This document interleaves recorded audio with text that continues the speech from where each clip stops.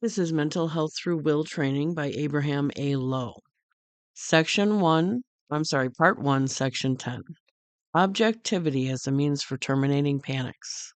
A discussion panel conducted by patients. Annette, panel leader. The subject for today's panel is the vicious cycle of panic. We all had to deal with panics, and many have to deal with them occasionally even after we have improved. I remember the first panic I experienced. Shortly before I went to the hospital, I awoke at night with a numbness in my arm. I looked in the mirror, and it seemed to me I saw a slight swelling on the side of my nose. Looking on the swelling in the nose, I became more painfully aware of the numbness in my arm. Suddenly, I was gripped with fear. I rushed into the bedroom where my aunt was sleeping and said, "I feel my arms are paralyzed."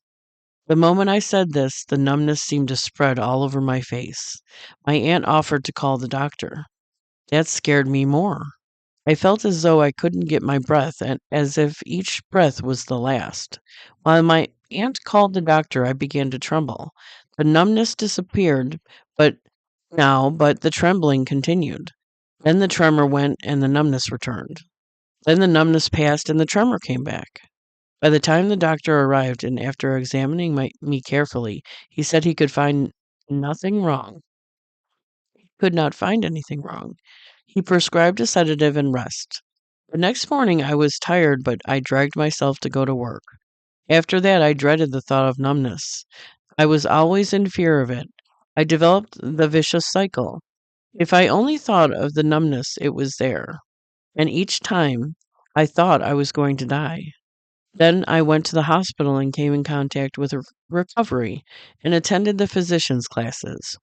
There I learned that sensations are distressing but not dangerous. It took me a long time to understand that fully. I remember once I had a slight numbness and kept repeating, "A sensation is not dangerous. It is not dangerous."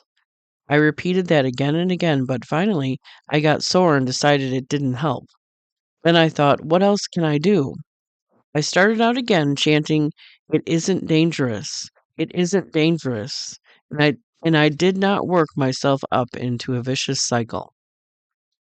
One night one night I woke up with a sensation that I felt in every muscle of my body, something like you feel when the elevator drops slightly. I got tense and weak and felt like waking my husband to ask him for a glass of water. But I remembered my recovering training, and I knew that, if I give way to the impulse to awaken him, that meant I was helpless and needed help. And that meant that I was on my way to establishing a vicious cycle. I knew if I was to control the vicious cycle, I must not act on impulse. It was difficult to restrain myself, so I lay quietly. But then I got mad because there my husband was sleeping peacefully while I was so uncomfortable. I was provoked at the idea that I had to curb my desire to call for help. But I didn't give in. Suddenly I remember the doctor had told us the best way to calm down is to do something absolutely unemotional, something that has definitely nothing to do with excitement and temper, something that is utterly objective. So I said to myself, I'm going now to view this sensation objectively and without fear. I shall look at my sensation as I would look at an object. I asked, where is that sensation? Where do I feel it most? In my arms or in my stomach or legs? Just exactly what kind of sensation is it? Could I describe it? I had by now become objective indeed. And then something extraordinary happened. When I set out to look at the sensation to describe it, it it was gone in the very moment I started to look at it, and I fell asleep. In the morning, I felt refreshed and proud of my accomplishment. Has anyone else got an example? Gertrude. One of my most distressing symptoms when I was sick were palpitations. One night shortly after I joined recovery, the palpitations were just terrifying. I remember that all the doctors I had visited had told me my heart was in good condition. A recovery physician had given me the same assurance. But when I had that palpitation, I felt that was my last minute and I was going to collapse. The more I became alarmed, the faster did the heartbeat, and the faster it greater was my alarm. I know now I worked myself self up into a glorious panic. The palpitations seemed intolerable. Excuse me, I lost my place. There we are. I got tremors, and my hands perspired. I felt weak and shaky, and was positive something dreadful was going to happen.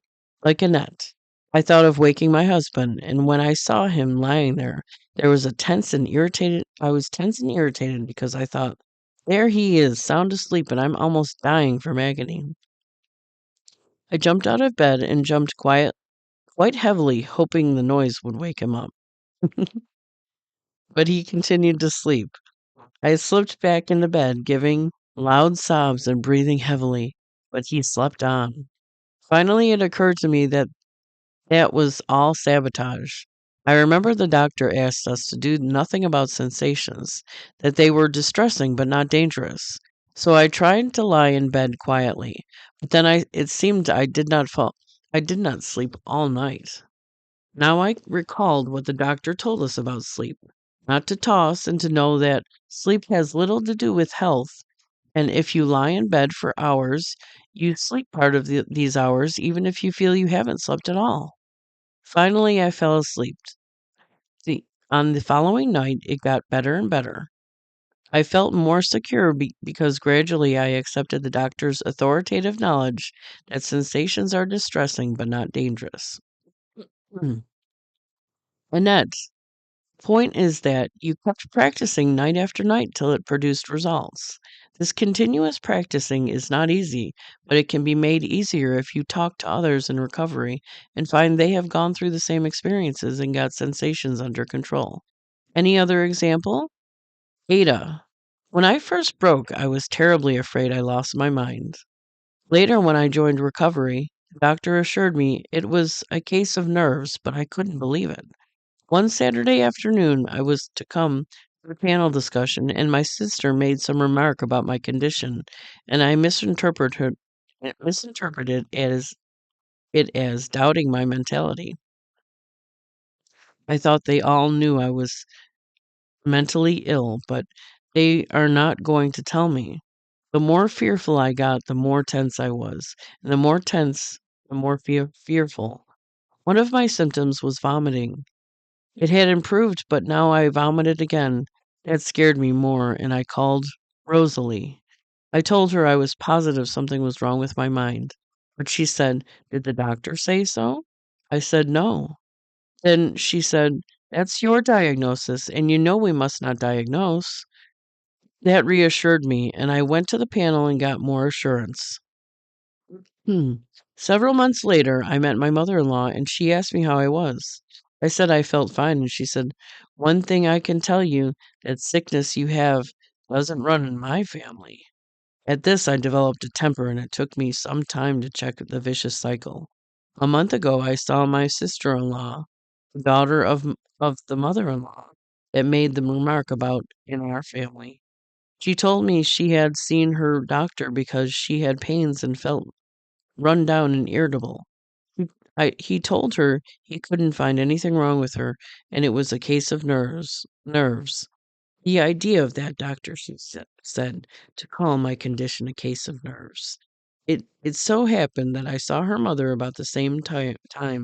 I inquired about her daughter, and she let loose against the doctor who had the crust to say that her daughter was a case of nerves. My daughter, she said, is very sick and has extreme pain and can hardly drag excuse me, hardly drag herself to work. And that doctor, mind you, calls it nerves. I remarked that I had a case of nerves and got well and suggested that her daughter come to see my nerve doctor.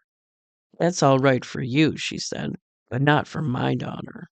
This time I smiled and there was no temper and no panic. Annette, what Ada wanted to explain is that in the first encounter with her mother in law, she had a flare of temper which developed a strong immediate effect. To this, she added an after effect that lasted for hours and maybe days because an after it was exaggerated by a vicious cycle. When she met the mother-in-law the second time, the temperamental flare was slight, and the immediate effect was mild, and the after effect did not come on. As a consequence, the whole flare blew over quickly, and no vicious cycle developed. Ada was able to do that because of her recovery training. In these terms of the temporal flare, immediate effect and after effect are not clear to some of our listeners. I shall advise you to read Volume 3 of, of the System of Self Help. Any other examples? Hmm. Sophie, I don't know what would have happened to me if recovery had not come my way.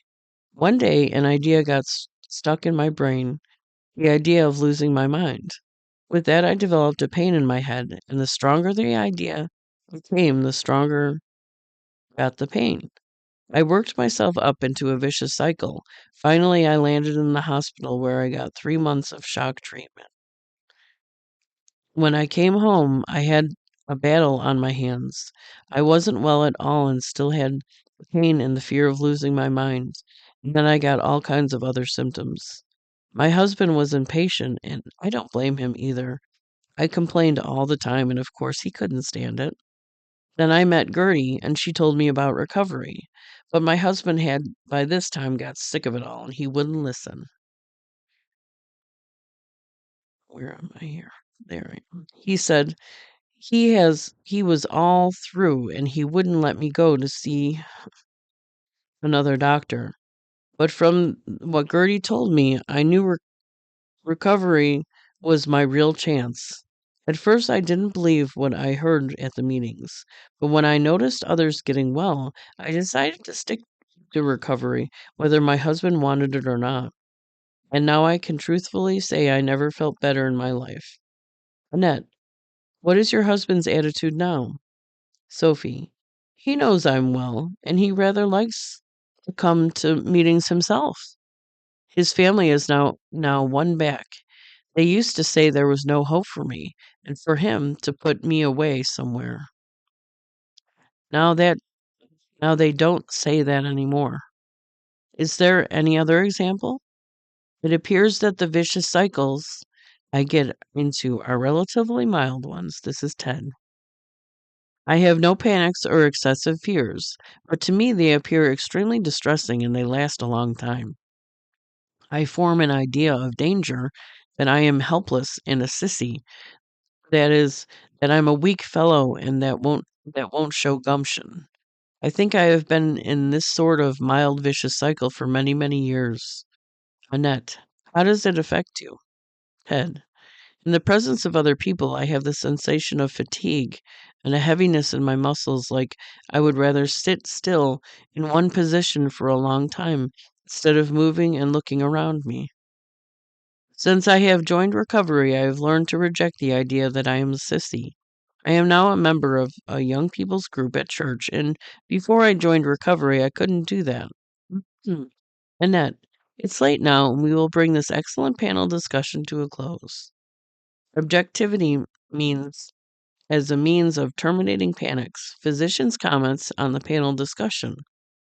I shall limit myself to discussing the remarks about objectivity made by Annette in the later part of her example, when she said she remembered her physician had told her the best way to calm down was to do something absolutely unemotional, something that has definitely excuse me, nothing to do with excitement and temper, something that is utterly objective.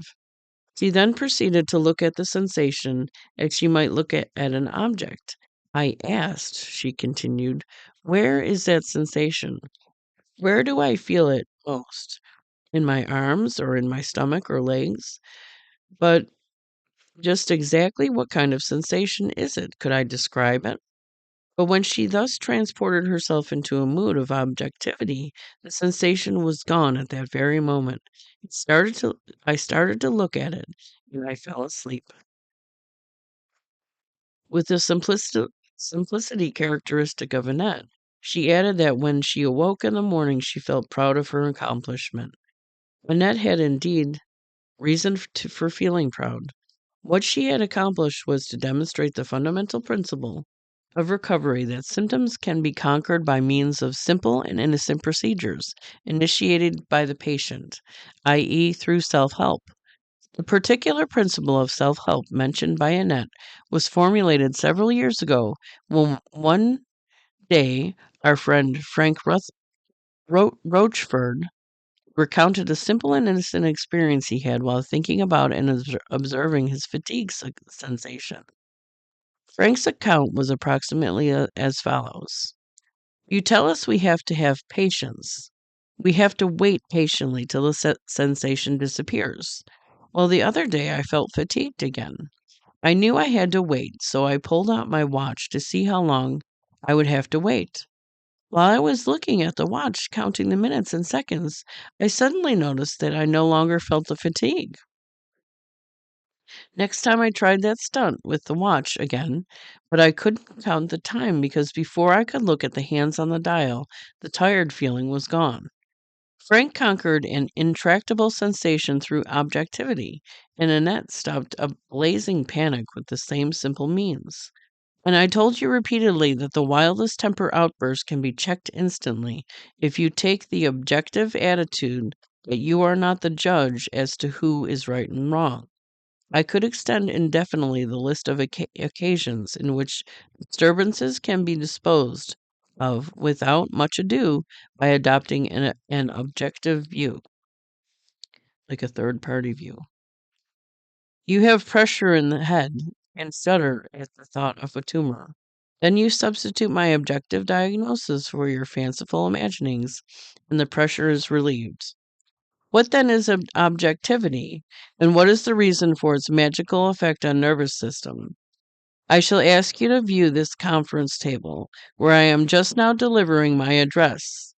I shall describe it as being 1 yard, 2 inches in height, having a brown color, 4 legs, 2 drawers, adding a few other items in a similar nature. This mode of description deals with height, color, number of legs and drawers, and I could mention as further descriptive details the position of the number of chairs it will accommodate and the hardness or softness of its wood. If this is all I say, then every one of you could easily verify my statement simply by using a tape measure or by touching and looking at the table, i.e., by the use of your senses. You will now agree that criterion of objectivity is the possibility of now agree that one criterion of objectivity is the possibility of verifying a statement, either by measurement or by sense perception. Suppose now that while speaking of this conference table, I display feeling. I dwell tenderly on the moments of great inspiration which I experience when I behold the eager audience of patients rapturously listening to my remarks. I may go on in the same emotional vein, extolling the singular value of recovery activities of which this table is a symbol, or the great deeds of human salvation which have been performed right here from this table. If I continue in this exalted style, you will realize that what I say has nothing to do with the measurements or and sense of perception. It is an account, flowery, and exaggerated of my personal and subjective feelings, not a description plain and unadorned of an emotion of unemotional and objective qualities of the table. My first report of color, height, distance, hardness, and softness was objective because, employing measurement and sense perception, I steered clear of emotion. My second report was subjective because, eliminating measure and sense, I was emphasizing feeling.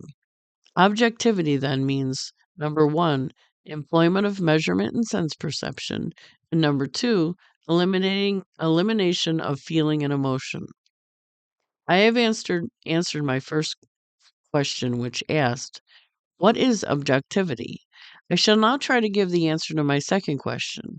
What are the What is the reason for its magical effect on nervous symptoms? One thing ought to be clear to you by now. If the patient is to be objective, he must rid himself of emotion. But why should he do that?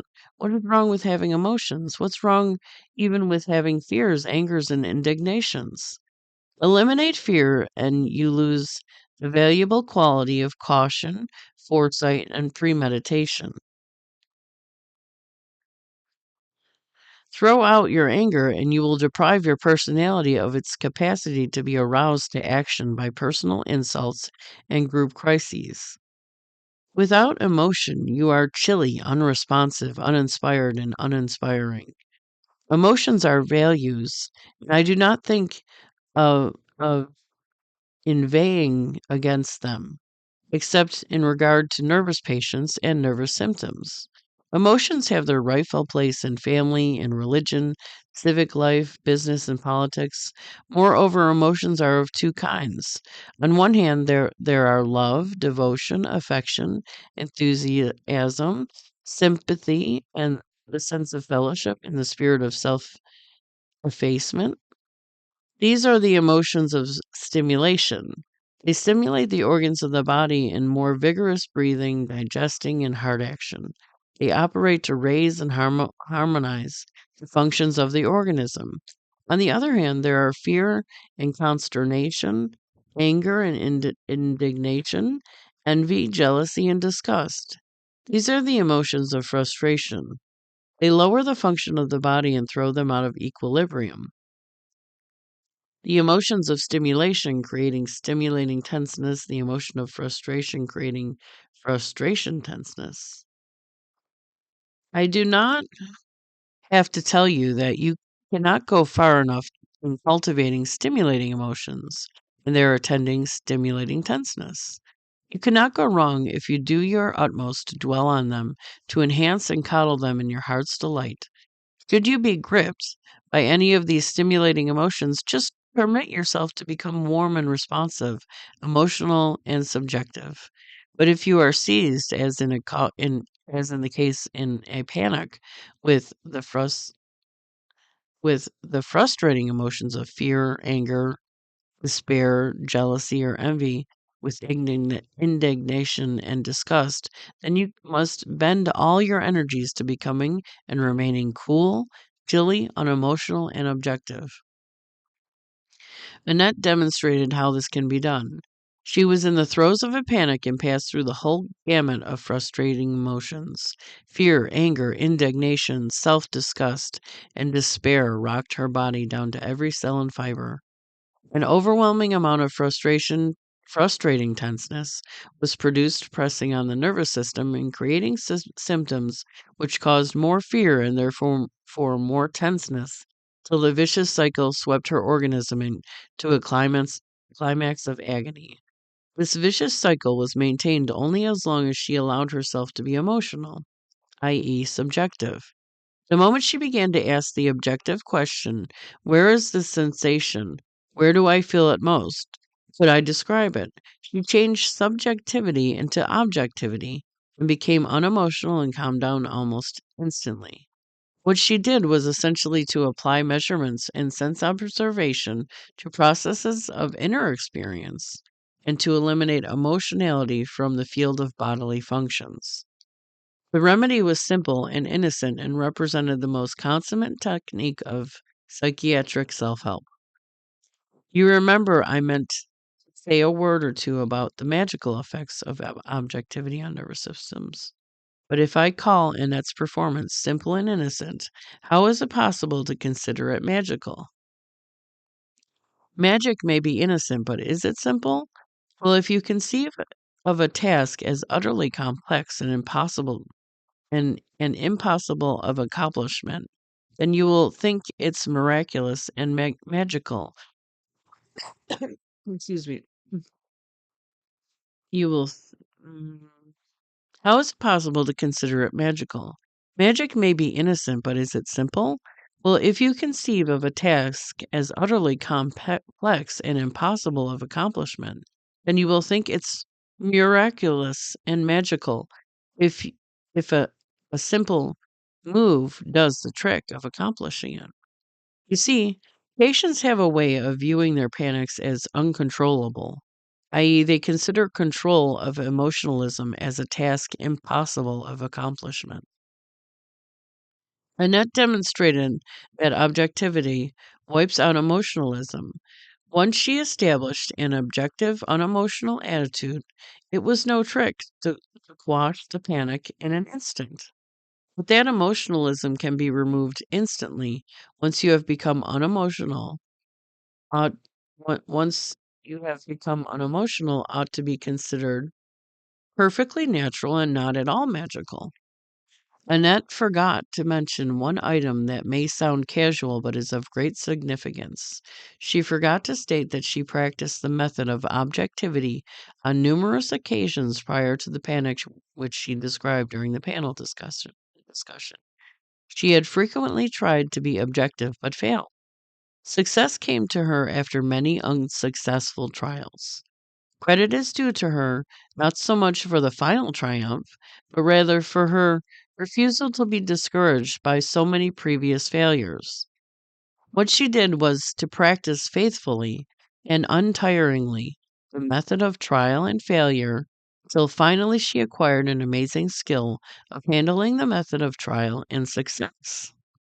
Many of our patients have made an effort to apply the self help method of objectivity, but met with initial failure and gave up.